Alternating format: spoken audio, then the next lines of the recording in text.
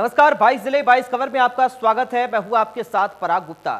प्रदेश में डेंगू के बढ़ते मामलों पर स्वास्थ्य और गृह मंत्री अनिल विज ने कहा कि सरकार हर जरूरी कदम उठा रही है। डेंगू से निपटने के लिए लगातार स्वास्थ्य विभाग की टीम फॉगिंग और सर्वे का काम कर रही है। वहीं विज ने कहा कि कोरोना को लेकर अभी भी ढिलाई नहीं बरती जा रही। 31 दिसंबर तक हर आदमी को टीका लगाने का लक्ष्य रखा गया है। सुनिए क्या कुछ उन्होंने कहा। कोरोना के लिए भी हम पूरी तरह से लगे हुए हैं और पिछले लगभग 1.5 महीने से हमारे नए रोगियों की संख्या रोजाना जो आती है वो 20 से कम है। इसका मतलब काफ़ी कंट्रोल है। वैक्सीनेशन पर भी हमने पूरा जोर दिया हुआ। 82% लोगों की वैक्सीनेशन फर्स्ट डोज लग चुकी है। 47% दूसरी डोज लग चुकी है। हमने लक्ष्य तय किया है कि 31 दिसंबर तक हम हर एलिजिबल व्यक्ति को पहली डोज लगा देंगे और दूसरी डोज लगाने के लिए भी हमारा हर घर दस्तक कार्यक्रम चल रहा है। हम हर घर पर जा रहे हैं। मेरे स्वास्थ्य विभाग की 2025 टीमें हरियाणा में इस वक्त काम कर रही हैं। हम हर दरवाजे पे जाएंगे। अगर पहली डोज नहीं लगी है तो पहली लगाएंगे, अगर दूसरी डोज नहीं लगी है तो दूसरी लगाएंगे। रही बात डेंगू की, डेंगू का पूरी तरह से हमारे स्वास्थ्य केंद्रों पर उपचार किया जा रहा है। सारी दवाइयाँ हमने मुहैया करा रखी है और ज़रूरत पड़ने पर प्लेटलेट्स भी हम अपने मरीजों को मुफ्त में दे रहे हैं। हम उनसे कोई चार्ज नहीं कर रहे हैं। सारे प्रदेश में फॉगिंग का भी अभियान चलाया गया है। सहकारिता मंत्री बनवारी लाल ने कैथल की कोऑपरेटिव शुगर मिल के 31वें पेराई सत्र का शुभारंभ किया। बनवारी लाल ने विधिवत रूप से लिफ्ट मशीन पर गन्ना डालकर पेराई सत्र की शुरुआत की और इस दौरान पुंडरी विधायक रणधीर गोलन और शाहबाद विधायक रामकरण मौजूद रहे। सहकारिता मंत्री बनवारी लाल ने कहा कि घाटे में चल रही शुगर मिलों को उबारने के लिए सरकार सभी मिलों में एथनॉल प्लांट लगाने की योजना बना रही है, जिसकी केंद्र सरकार ने मंजूरी भी दे दी है। एथनॉल को पेट्रोल में 20% तक में लाने की परमिशन मिल चुकी है, जिससे कि शुगर मिलों का घाटा भी पूरा होगा। इसके अलावा गुड़ शक्कर बनाने की कई मिलों ने शुरुआत कर दी है। कैथल में भी एथनॉल प्लांट लगाने की परमिशन दे दी गई है। जल्द ही इस मिल में भी प्लांट शुरू हो जाएगा। तो वहीं कैथल शुगर मिल को राष्ट्रीय स्तर पर पुरस्कार मिलने पर सहकारिता मंत्री बनवारी लाल ने सभी अधिकारियों और किसानों को बधाई दी।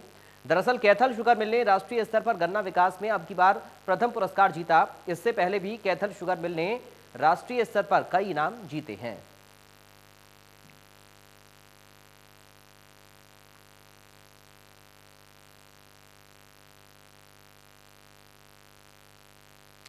महेंद्रगढ़ में वीर श्रोमणी महाराणा प्रताप स्मृति दिवस पर कार्यक्रम का आयोजन किया गया। कार्यक्रम में परिवहन मंत्री मूलचंद शर्मा मुख्य अतिथि के तौर पर पहुंचे।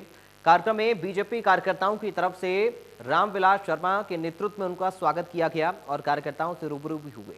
उन्होंने कहा कि राज्य सरकार बेटी बचाओ बेटी पढ़ाओ के नारे के अनुसार कार्य कर रही है। उन्होंने कहा कि प्रदेश में 650 बसें बेटियों के लिए चलाई गई हैं, जिनके माध्यम से वे अपने शैक्षणिक संस्थाओं तक आसानी से पहुंच रही हैं। कार्यक्रम के दौरान कहा कि महाराणा प्रताप किसी एक बिरादरी के नहीं, भारत के लाल थे। उन्होंने महाराणा प्रताप सामुदायिक केंद्र के लिए 21 लाख रुपए देने की घोषणा और सतनाली कॉलेज के लिए स्पेशल बस चलाने की घोषणा की। सतनाली महाराणा प्रताप भवन का जो आज आयोजन रखा है तो सरकारी कर्म था और महाराणा प्रताप किसी एक समाज राजपूत के नहीं 36 राजपूत और महाराणा प्रताप ने देश की रक्षा करी थी, कोई विशेष एक बरादरी नहीं करी। ऐसे भवन के आज जो हम सब लोग धर्मवीर जी हैं, रामलाल शर्मा जी, तो उसका जो भवन का जो निर्माण है उसके सभी हम लोग हैं जल्दी जल्दी भवन का निर्माण पूरा हो और जल्दी जल्दी बनके तैयार हो। आज आपने ग्रांट राशि की घोषणा की थी? नहीं, जो मेरी शैक्षिक ग्रांट राशि 21 लाख रुपये उसमें दिए हैं इस भवन के निर्माण के लिए, और जो भी आगे जरूरत पड़ेगी फिर हम करेंगे। जिस प्रकार से आज आपने अवैध खनन की बात की, तो यमुना नगर के अंदर बहुत सारा अवैध नहीं, ऐसा नहीं। यमुना नगर 54 लाख रुपए डेली की सरकार को रॉयल्टी देती है। अवैध खनन होते हैं जिसकी रॉयल्टी नहीं होती, पर जब हम एक ही जिले से 54 लाख रुपए लेते हैं तो खनन भी होगा। जो 54 लाख एक जिले तो खनन भी 3 करोड़ का होगा डेली का। तो ऐसा नहीं, हरियाणा में अवैध खनन नहीं होने देंगे। और कोई हो तो प्रमाणित करके हम उसका इलाज करेंगे। ट्रांसपोर्ट मिनिस्टर पंडित मूलचंद शर्मा हमारे बीच में आए, हमारे निवेदन पर आए, और चौधरी धर्मवीर हमारे सांसद, बीजेपी जिला अध्यक्ष राकेश, पूरी बीजेपी यहाँ पर आज कार्यक्रम में आई महाराणा प्रताप सामुदायिक भवन के लिए। और पंडित मूलचंद जी ने, धर्मवीर जी ने, सबने इसकी आधारशिला धर्मवीर जी ने हमने रखी थी। ये पूरा होगा, बहुत जल्दी पूरा। सोनीपत में रेसलर हत्याकांड में आरोपी कोच की पत्नी सुजाता और साले अमित को कोर्ट में पेश किया गया, जहां कोर्ट ने आरोपी कोच की पत्नी सुजाता को 1 दिन और अमित को 3 दिन की पुलिस रिमांड पर भेज दिया। दोनों आरोपियों से पुलिस पूछताछ करेगी। पुलिस कोशिश इस हत्याकांड के पीछे का सच सामने लाने की कर रही है। शुरुआती जांच में रेसलर निशा दहिया से छेड़छाड़ का मामला भी सामने आया है।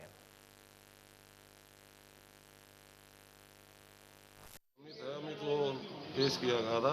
अमित का 5 दिन का रिमांड लिखा था, 3 दिन का रिमांड मिला कोर्ट से, और महिला का 2 दिन का था, 1 दिन का रिमांड मिला। क्या नाम था? सुजाता। अच्छा, क्या आरोप है? ये जो हलालपुर में मर्डर हुआ था उसमें बाई नेम एक्यूज है। अब पुलिस क्या कार्रवाई कर रही है? पुलिस की इन्वेस्टिगेशन जारी है, गहनता से पूछताछ की जाएगी। सर, कुछ बरामदगी अब तक हुई है? अभी बरामदगी नहीं हुई, रिमांड लिया, गहनता से पूछताछ करेगा, जाके तफ्तीश में आएगा, बरामदगी की जाएगी। अभी तक क्या कुछ सामने आ रहा है सर? अभी ये तफ्तीश का है, तफ्तीश चल रही है, तफ्तीश में जैसा आएगा। उधर चरखी दादरी में खाद को लेकर मारामारी जारी है। किसानों ने खाद नहीं मिलने से नाराज होकर रोहतक रूट पर जाम लगा दिया। किसानों का यह कहना है कि गेहूं बुवाई का टाइम निकला जा रहा है और खाद नहीं मिल रही है। लगातार खाद के लिए चक्कर काट रहे हैं। किसानों को मनाने के लिए प्रशासनिक अमला मौके पर पहुंचा, किसानों से बातचीत की, जिसके बाद किसानों ने जाम खोला। एसडीएम ने कहा कि सभी को खाद मिलेगा। खाद लेने आए किसानों के नंबर कलेक्ट किए जा रहे हैं, उनको फोन पर सूचना दे दी जाएगी।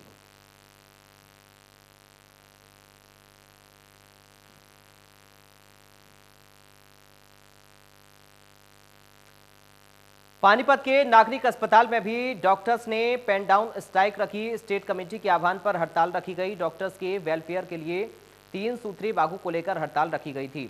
अस्पताल में 2 घंटे तक ओपीडी सेवाओं को पूरी तरह से बंद रखा गया, जबकि इमरजेंसी सेवाएं जारी रहीं। डॉक्टर्स की मांग है कि डायरेक्ट एसएमओ की भर्ती न की जाए, सर्विस रूल बदले जाएं।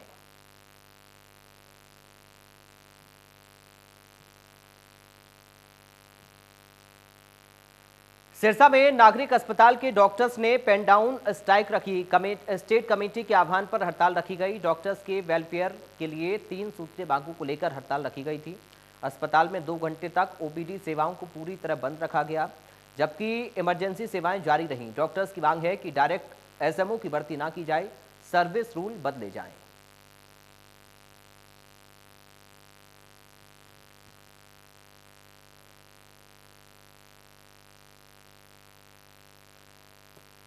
गुरुग्राम में भी डॉक्टर्स ने 2 घंटे के लिए पेन डाउन हड़ताल की, जिससे नागरिक अस्पताल में व्यवस्था चरमराती हुई नजर आई। इलाज के लिए मरीजों को परेशान होना पड़ा। देखिए रिपोर्ट। हरियाणा प्रदेश के अंदर आज पेन डाउन स्ट्राइक है 2 घंटे की, और ऐसे में इसका असर गुरुग्राम में भी देखने को मिल रहा है। गुरुग्राम के जो तमाम सरकारी डॉक्टर हैं जो कि अस्पतालों में तैनात हैं, वो सभी आज स्ट्राइक पर चले गए हैं। सुबह 9 बजे से लेकर 11 बजे तक स्ट्राइक रखी गई है। और इस स्ट्राइक के अंदर कौन से वो 3 मुख्य मुद्दे हैं, कौन सी वो 3 मुख्य मांगे हैं, हम डॉक्टर से ही बात करते हैं इस बारे में। डॉक्टर साहब, कौन से वो 3 आपके मुद्दे हैं जिन पर ये आज पूरी स्ट्राइक की गई है?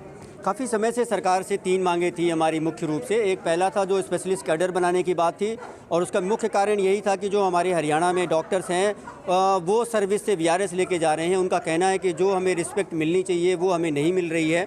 और दूसरी डिमांड जो हमारी है वो है डायरेक्ट SMO रिक्रूटमेंट की बात, जो कि पिछले 6-7 सालों से हमने इसको रुकवा रखा था। लेकिन अभी सरकार के दिमाग में पता नहीं क्या हाँ से आ गया कि भाई स्पेशलिस्ट कैडर जब बन रहा है तो इस बीच में ये डायरेक्ट SMO की पोस्ट निकालने की क्या आवश्यकता है, क्योंकि इससे डॉक्टरों में काफ़ी रोष व्याप्त है, क्योंकि जो प्रमोशन उनको मिलना चाहिए वो नहीं मिल पाता इस डायरेक्ट SMO की वजह से। और तीसरी डिमांड हमारी है जो PG पॉलिसी है, जो 40% रिजर्वेशन कोटा हमारे SCMS के डॉक्टर्स को मिलना चाहिए, जो हरियाणा के डॉक्टर्स हैं उनको मिलना चाहिए, उसको लेके हमारी डिमांड है। तो मुख्य रूप से ये 3 डिमांड है जिसके लिए आज 2 घंटे की पेन डाउन स्ट्राइक की गई है। जी, सरकार अगर आपकी मांगों को नहीं मानती है तो किस तरीके का अगला एक्शन आप लोगों का होगा?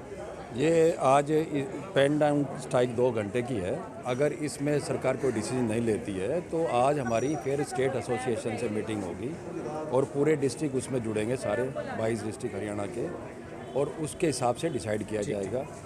ठीक है मैम, जरा बताइए कि आज 2 घंटे की स्ट्राइक आप लोगों ने की है। जो मरीज यहाँ उपचार के लिए आते हैं, लंबी लंबी कतारें अक्सर अस्पतालों में देखी जाती हैं, उन मरीजों को आज क्या हुआ? नहीं, मरीज़ों को जैसे हमारी कैजुअलिटी अभी ओपन है, कैजुअलिटी में अगर किसी का ज़्यादा इमरजेंसी केस है तो वो वहाँ दिखा सकते हैं। मरीज़ों को ज़्यादा कोई हम सफ़र नहीं करें, क्योंकि हमने कोविड में भी बहुत काम किया और हम नहीं चाहते कि किसी को कोई भी परेशानी हो। ये सिर्फ 2 घंटे की पेन डाउन स्ट्राइक है OPD के लिए। बाकी अगर किसी को बहुत इमरजेंसी है तो वो कैजुअलिटी में दिखा सकते हैं। धन्यवाद। हम कुछ उन लोगों से ही बात करने की कोशिश करेंगे जो कि यहाँ पर उपचार के लिए पहुँचे हैं, और उनसे हम जानने की कोशिश करेंगे कि इस स्ट्राइक का जो असर है उन पर किस प्रकार का हो रहा है, स्ट्राइक के कारण कैसा उपचार उन लोगों को मिल रहा है। हम जो स्ट्राइक आज चल रही है उस पर बात करने की कोशिश करते हैं। नाम बताइए जी अपना। बसंती। आज डॉक्टर स्ट्राइक पर हैं और लंबी लंबी कतारें लगी हैं, कुछ दिक्कतें आती हैं स्ट्राइक की वजह से आपको? ये जो हड़ताल पर चले जाते हैं डॉक्टर, दिक्कतें आ रही हैं? सर नाम बताइए अपना। संजय चौबे। संजय जी, आज डॉक्टर जो है 2 घंटे की स्ट्राइक पर चले गए हैं, अपनी मांगों को लेकर हड़ताल पर चले गए हैं। आप उपचार के लिए पहुंचे, कैसी दिक्कतें आती हैं? दिक्कतें तो हैं ही सर, बहुत दूर दूर से लोग आए हैं, यहाँ खड़े हैं। हाँ। हड़ताल होना होता लिस्ट लगा देते कि हड़ताल है। हाँ। तो बंदे आते नहीं। जी बताइए जी, किस उपचार के लिए आए थे? सुबह 8 बजे से लाइन में लगे, कुछ नहीं हो रहा है। यहाँ से वहाँ भेज रहा है, कुछ नहीं हो रहा है। अच्छा। बस लंबी लाइन में लगते रहो, जो जहाँ है वहाँ पर बैठ के अपने काम कर रहे, कोई स्टाफ ढंग से काम नहीं कर रहा है। लड़ाई तो सरकार की और डॉक्टरों की आपसी है, मगर पिस रहा है आम आदमी। आम आदमी पीस रहा है। ये तो इसमें सरकार को समझना चाहिए, या तो पहले बता देते कि यहाँ मत आओ, लेकिन यहाँ पे कोई सूचना नहीं लगाया और सारी पब्लिक परेशान है। मेरे पीछे इस भीड़ को देखकर अंदाजा लगाया जा सकता है कि लोग कितना परेशान हैं। कभी सरकार के बीच पिसकर रह जाते हैं तो कभी डॉक्टरों के बीच पिसकर रह जाते हैं, मगर ऐसे में लोगों का मानना यही है कि अगर कोई अपने हक की लड़ाई लड़ रहा है तो उसका नोटिस भी इन लोगों को दिया जाए, जिससे कि इन लोगों को पता हो कि उपचार के लिए आज ना करके या तो कहीं और जाएं या फिर किसी और दिन यहाँ पहुँचे। गुरुग्राम से मोहित कुमार, इंडिया न्यूज़ हरियाणा। कुरुक्षेत्र में किसानों की तर्ज पर पेट्रोल पंप मालिक भी हड़ताल पर बैठ गए। पेट्रोल पंप मालिकों ने अपनी मांगों को लेकर 15 से 16 नवंबर तक दिन की सांकेतिक हड़ताल करने का फैसला लिया है। वहीं पेट्रोल पंप एसोसिएशन ने मांग की है कि बायोडीजल के नाम पर जो अघोषित पेट्रोल पंप गैर कानूनी तरीके से चल रहे हैं उन पर लगाम लगाई जाए और प्रतिबंध लगाए जाए।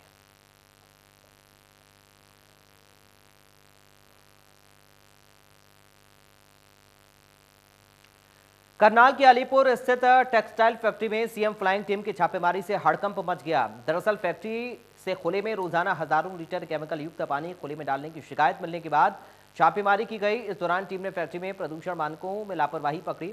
हमारे संवाददाता महेंद्र सिंह ने मौके का जायजा लिया, देखिए रिपोर्ट।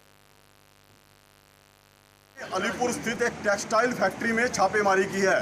इस छापेमारी में फैक्ट्री द्वारा किए जा रहे जल प्रदूषण का खुलासा हुआ है। फैक्ट्री में प्रदूषण नियमों की अनदेखी की जा रही थी। अब इस समय देख सकते हैं सीएम फ्लाइंग की टीम और उसके साथ पोल्यूशन विभाग के अधिकारी यहाँ पर पहुँचे हैं। तमाम दस्तावेज जो हैं उनकी जांच की जा रही है। सैंपलिंग यहाँ से की गई है। जो फैक्ट्री में पानी इस्तेमाल किया जा रहा था, आरोप ये है कि यहाँ से बड़ी संख्या में केमिकल युक्त पानी जो है बाहर निकाला जा रहा था, जिसको खुले में या नाले में यहाँ पर डाला जाता था, जो एक इंसानी जीवन के लिए बेहद खतरनाक हो सकता है। इसके अलावा यहाँ पर कितना जो ग्राउंड वाटर लेवल यूज किया जाता था, पानी जो दिन भर में फैक्ट्री यूज की जाती थी, उसके लिए अभी फ्लो मीटर यहाँ पर नहीं मिला है। तो एक बड़ी लापरवाही ये कहें कि पोल्यूशन मानकों की अभी तक सामने आ चुकी है। जहां तक आरोपी एक टैंकर चालक जो पकड़ा गया उसके अनुसार रोजाना करीब 1 दर्जन टैंकर जो हैं पोल्यूटेड वाटर के यहाँ से निकाले जाते थे, जिनको खुले में डाला जा रहा था। एक बड़ी कार्रवाई जो है सीएम फ्लाइंग की इस टेक्सटाइल फैक्ट्री के खिलाफ की जा रही है। करनाल से महेंद्र सिंह, इंडिया न्यूज हरियाणा। प्रदेश भर में सब्जियों के दाम लगातार आसमान छू रहे हैं। अभी भी राहत मिलने की कोई उम्मीद नजर नहीं आ रही है। हालांकि डीजल के दाम कम होने के बाद उम्मीद थी कि शायद सब्जियों के दाम भी कम होंगे, लेकिन अभी भी वही स्थिति बनी हुई है। फरीदाबाद में भी सब्जियां अभी भी महंगे दामों पर मिल रही हैं। इसका जायजा लिया है हमारे संवाददाता ने, देखी रिपोर्ट। सब्जियों के दाम लगातार आसमान छू रहे हैं और ऐसे में जो किसान सब्जी उगाता है उसको कितनी कीमत मिल रही है और लेकिन जो घर तक सब्जी पहुंच रही है उसमें कितना फ़र्क है, हम ये दिखाने के लिए पहुंचे हैं। जब यहाँ देख सकते हैं कि गृहिणी एक रेहड़ी से सब्जियां खरीद रही हैं, लेकिन जो सब्जियों के जो दाम हैं महंगे होते जा रहे हैं। आखिर वजह क्या है, उनसे भी बात करेंगे। पहले सब्जियों के दाम पता कर लेते हैं, चूँकि विक्रेता है हमारे साथ में। अगर सब्जियों के दाम जिस तरह से लगातार बढ़ रहे हैं, उम्मीद जताई जा रही थी कि त्यौहार के बाद में सब्जियों के दाम कम हो जाएंगे, वो कम नहीं हुए। आलू की अगर बात करें तो क्या रेट मिल रहा है? आलू 30 रुपए किलो। अगर गोभी? गोभी 60 रुपए। टमाटर? ये आप सारी अगर रेट बताएं तो? टमाटर 80 रुपए। और जो सब्जियां है सारी इस समय महंगी चल रही है, कोई सस्ती नहीं है। वजह क्या है, आपको क्या लगता है? क्योंकि आप आखिरी विक्रेता आप ही हैं जो घरों तक सब्जी पहुंचा रहे हैं। बाहर से पूछा जाता है तो ये लोग कहते हैं कि बारिश की वजह से सब्जी आ नहीं रही है पीछे। लेकिन अब कहाँ हो रही है, बरसात तो है नहीं कहीं। अब जो पहले फसलें आए वो आई तो आएगी, तभी तो अब सब्जी आएगी। देखिए, डीजल और जिस तरह पेट्रोल के दाम जो घटे हैं, क्या उसका कोई फर्क पड़ा है अभी सब्जियों पर? उससे कोई कम हुए हैं? उसका कोई फर्क नहीं पड़ा अभी। बिल्कुल अभी फर्क नहीं पड़ा है। हालांकि डीजल के दाम घट चुके हैं। उम्मीद ये जताई जाती है कि डीजल के दाम अगर घटते हैं तो बाकी तमाम चीज़ें सस्ती होंगी। बात करें, क्या नाम है आपका? मेरा नाम सुजाता जैन है। सुजाता जी, सब्जी आप खरीद रहे हैं, क्या महंगी है सब्जी अभी फिलहाल? और अगर महंगी है तो कितनी महंगी मिल रही है? भाई सब थोड़ी तो महंगी है। हम ये उम्मीद करते हैं हमेशा दिवाली के बाद सब्जियां बहुत सस्ती हो जाती हैं, लेकिन हमने इस बार देखा थोड़ी सब्जियां महंगी हैं। कोई बात नहीं, बारिशों में हमने बहुत सस्ती सब्जी खाई थी, लेकिन कोई बात नहीं। हमें लग रहा पहले अभी 15 दिन पहले जो दाम थे वो उस दाम से फिर भी थोड़ा फर्क आया है। अभी पिछले 8 दिन पहले 120 रुपए किलो गाजर बोल रहे थे, आज 60 रुपए किलो गाजर है। तो कोई बात नहीं, हम यही सोच रहे हैं कि थोड़ा सा महंगा उम्मीद कर रहे हैं कि आगे आने वाले दिनों में। लेकिन सीजन की सब्जी है गाजर। इसके साथ साथ अगर बात करें तो क्या लगता है आपको, जो गृहिणी है, जो रसोई का बजट है, उसमें कहीं कटौती करनी पड़ती है आपको, या किस तरह से मैनेज करती है? कुछ दिनों से तो बहुत महंगा है और इसी से इंस्पायर होकर मैंने तो थोड़ी सी टेरेस फार्मिंग भी शुरू कर दी कि जिससे थोड़ा सा सहारा लगे। लेकिन वाकई सब्जियां का रेट महंगा है और क्वालिटी उतनी है नहीं, ओरिजिनलिटी भी नहीं है, और उसके बावजूद भी हम लोगों को ऐसी सब्जियां महंगी दामों पर हमें खानी पड़ती है। तो बजट जो रसोई का वो बिगड़ता है जब इस तरह से महंगी सब्जी? बिगड़ रहा है सर, बिल्कुल बिगड़ रहा है, और अभी हमें महंगी सब्जी मजबूरी में खानी पड़ रही है। ऐसा भी होता है कि आप सब्जी कुछ जिस तरह पहले ज़्यादा मात्रा में खरीदते हो और आप कम खरीदनी शुरू कर दी? बिल्कुल सर, बिल्कुल सर। पहले हम आधा किलो लेते थे, अब 1 पाव में काम चलाते हैं। जिस तरह से मटर के और जो दाम बताए जा रहे हैं 200 रुपये किलो तक पहुंच गए हैं, तो क्या पहले भी इसी तरह से मिलता था या इसी बार महंगी है? नहीं सर, इसी बार महंगी है, इस बार बहुत महंगी है सब्जी। आपको क्या लगता है, क्या वजह होगी कि अगर ये इतनी महंगी सब्जी घरों तक पहुँची? सर ये पता नहीं, ये तो सब्जी वाले जो बोलते हैं कि पीछे से महंगी आ रही है, तो हमें तो मजबूरी में लेनी पड़ती है, क्योंकि और हमारे पास ऑप्शन ही नहीं है। क्योंकि सब्जी इतनी महंगी, तो फ्रूट कितना महंगा होगा, तो सब्जी तो खिलानी ही पड़ती है बच्चों को। बिल्कुल, देखिए सब्जी ना केवल सब्जी महंगी है बल्कि जो फ्रूट हैं वो भी महंगे हैं, और ऐसे में कहीं ना कहीं रसोई के बजट में जब कटौती करनी पड़ती हो तो ऐसे में समझ सकते हैं कि गृहिणियों पर कितना असर पड़ता है इस बात का। ये लगातार सब्जियों के दाम, उम्मीद ये थी कि त्यौहार के बाद में कम होंगे, लेकिन दाम कम नहीं हुए हैं। डीजल के दाम घट गए हैं, लेकिन उसके बावजूद भी सब्जियों के दाम कम नहीं हुए, तो कहीं ना कहीं सवालिया निशान जरूर। हाँ, कुछ क्या कह रहे हैं आप? हमारा इसमें ये कहना है कि जो पीछे से ठेकेदार हैं सब्जियों के, किसानों से सस्ती सब्जियां उठाते हैं, लेकिन वो जो रेट एक बार बना लेते हैं वो रेट पे कम से कम महीनों फायदा उठाते हैं। सोचते हैं कि जो रेट चल रहा है वही चलने देते हैं। फिर गृहिणियों को लगता है जो मिल रहा है लेना ही पड़ता है। जहाँ हम 250 ग्राम लेते थे वहाँ 100 ग्राम में काम चला रहे हैं। मटर जैसी सब्जियां तो हमने अभी शुरुआत भी नहीं किया खाने की, जो जरूरी सब्जियां हैं वही ले रहे हैं। तो ये कोई नहीं, मंडी के जो वो हैं, मतलब क्या बोलते हैं उनको,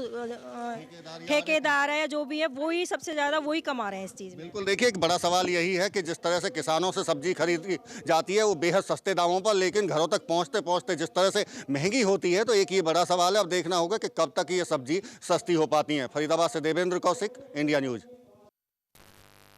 26 नवंबर से 6 दिसंबर के बीच अंबाला कैंट रेलवे स्टेशन को उड़ाने की धमकी मिली है, और इसके साथ ही शिमला, चंडीगढ़, यमुनानगर, सहारनपुर स्टेशन को उड़ाने की भी धमकी मिली है। डीआरएम रेलवे के पास भेजे गए धमकी भरे पत्र के बाद प्रदेश में सुरक्षा व्यवस्था और ज्यादा बढ़ा दी गई है। यमुनानगर में जगाधरी रेलवे स्टेशन पर किस तरह की सुरक्षा व्यवस्था है, इसका जायजा लिया हमारे संवाददाता देवीदास शारदा ने।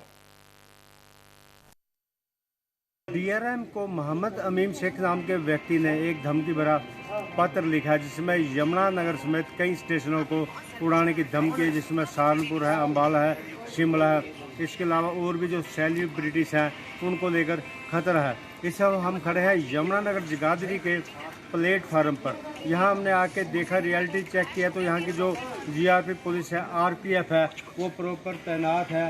हर आने जाने वाले व्यक्ति की जांच की जा रही, कोई संदिग्ध सामान तो नहीं है। इसके लिए जो स्पेशल निगरानी रखी गई, जो निगरानी है वो बिना वर्दी के जो अधिकारी हैं वो कर रहे हैं।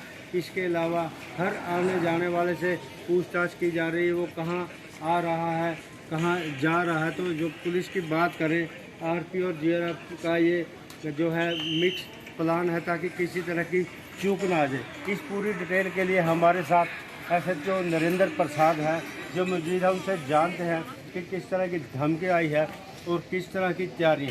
सर, जिस तरह से धमकी भरा पत्र आया है, मामला भी दर्ज है, तो जीआरपी यमुनानगर जगाधरी क्या तैयारियों में? यमुनानगर जगाधरी आपके सामने फोर्स हमारी तैनात है। रातों दिन गाड़ियों में चेकिंग बढ़ा दी गई है और हर तरह की सुरक्षा की व्यवस्था है।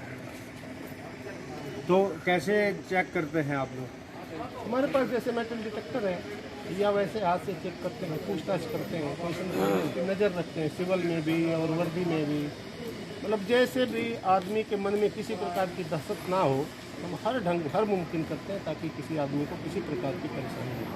इसमें सर यदि बात की जाए, क्योंकि जो लोगों में डर तो आप कहें निकाल रहे हैं, और जैसे कोई ले आता है या कुछ है तो कैसे उसको पकड़ेंगे?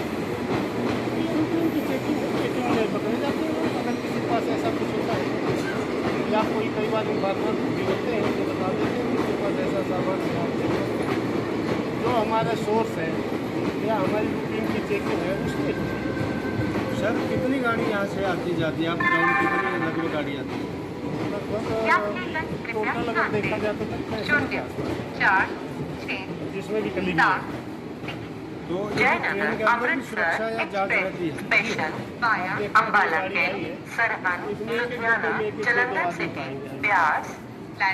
धन्यवाद। बिल्कुल, ये थे हमारे साथ एसएचओ नरेंद्र प्रसाद जिन्होंने बताया कि जो यमुनानगर जगाधरी का प्लेटफार्म है उसकी तो जांच करते ही करते हर आने जाने वाले यात्री की जांच की जा रही है। इसके अलावा सिविल वर्दी में निगरानी भी रखी जा रही है। जितने भी डिब्बे हैं जैसे आते हैं अंदर भी सुरक्षा है।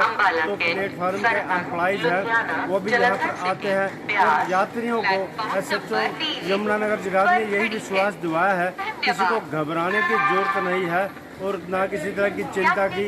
यमुनानगर जीआरपी आरपीएफ पूरी तरह से सतर्क है। यमुनानगर से देवीदास शारदा, इंडियन न्यूज़ हरियाणा। तो फिलहाल 22 जिले 22 खबर में मेरे साथ इतना ही। बाकी खबरों के लिए आप देखते रहिए इंडिया न्यूज़।